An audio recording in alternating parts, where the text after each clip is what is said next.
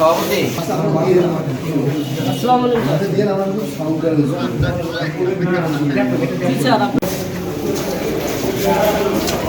খাওয়া দাওয়া শুরু করে হ্যাঁ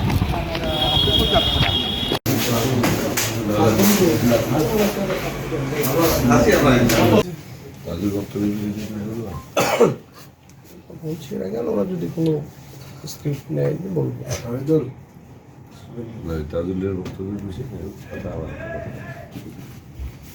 এটা আমি ভালো করে জানি, এমন সবাই আছে আবার এমন অভাব গেছে। আমি এই উপদের সামনে থেকে আমি ঘুরে গেছি, আপনি যে বলবো আমার এই সমস্যা, আমি সাহস পাইনি উপরে উঠতে, কারে কি বলবো। শুধু নারায়ণপুর নয়, কুড়িগ্রামের নারায়ণপুরের মতো অসংখ্য চর অঞ্চল রয়েছে যেগুলো শিক্ষা, স্বাস্থ্য, যোগাযোগ এরকম বিভিন্ন মৌলিক প্রয়োজন থেকে অনেক পিছিয়ে আছে। তো সোশ্যাল মিডিয়াকে তো মানুষ বিভিন্নভাবে ব্যবহার করে। তো আমাদের যে তাজু ভাই, তিনি খুব ভালোভাবে তার গ্রামের সমস্যাগুলোকে তুলে ধরেছেন সোশ্যাল মিডিয়ার মাধ্যমে, যার মাধ্যমে তার গ্রামের সমস্যাগুলোকে উঠে এসেছে।